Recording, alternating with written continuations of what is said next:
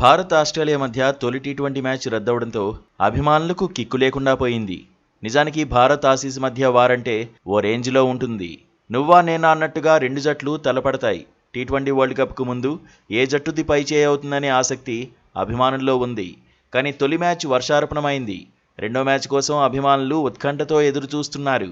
అయితే మెల్బోర్న్ ఆతిథ్యమిచ్చే మ్యాచ్లో భారత్ తుది జట్టులో ఎవరుంటారనేది ఆసక్తి రేపుతోంది.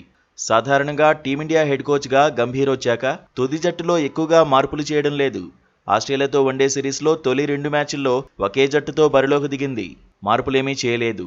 కానీ ఆఖరి వన్డేలో మాత్రం మార్పులు చేసింది. ఇప్పుడు తొలి టీ20లో ఆడిన జట్టునే మెల్బోర్న్లోనూ కంటిన్యూ చేసే అవకాశాలు ఉన్నాయని చర్చ జరుగుతోంది.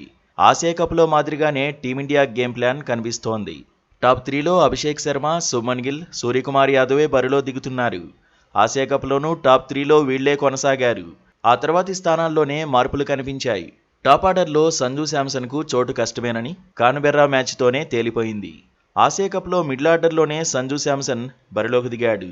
ఇప్పుడు ఆస్ట్రేలియాతో సిరీస్లోనూ మిడిల్ ఆర్డర్లో ఆడాల్సిన పరిస్థితే ఉంది. అయితే రెండో మ్యాచ్లో అభిషేక్ శర్మ నుంచి అభిమానులు బిగిన్నింగ్స్నే ఎక్స్పెక్ట్ చేస్తున్నారు. కాన్బెర్రాలో ఈ ఓ ప్లేయర్ ఎక్కువగా ఇంపాక్ట్ చూపించలేకపోయాడు. శుభ్మన్ గిల్, సూర్య టచ్లోకి రావడం టీమిండియాకు అడ్వాంటేజ్ కానుంది. 4వ స్థానంలో తిలక్ వర్మనే బరిలో దిగుతాడు అనడంలో డౌట్ లేదు. ఆ తర్వాత wicket keeper batter Sanju Samson బరిలో దిగుతాడు. గాయంతో నితీష్ కుమార్ రెడ్డి 3 మ్యాచ్లకు దూరమయ్యాడు. దీంతో మెల్బోర్న్లోనూ శివం దుబే బరిలో దిగడం ఖాయమే. ఫస్ట్ చాయిస్ స్పిన్ ఆల్రౌండర్గా అక్షర్ పటేల్ ఆడతాడని ఎక్స్పర్ట్స్ చెబుతున్నారు. వాషింగ్టన్ సుందర్, జితేష్ శర్మ, రింకు సింగ్ మరోసారి బెంచ్కే పరిమితం అయ్యేలా ఉన్నారు.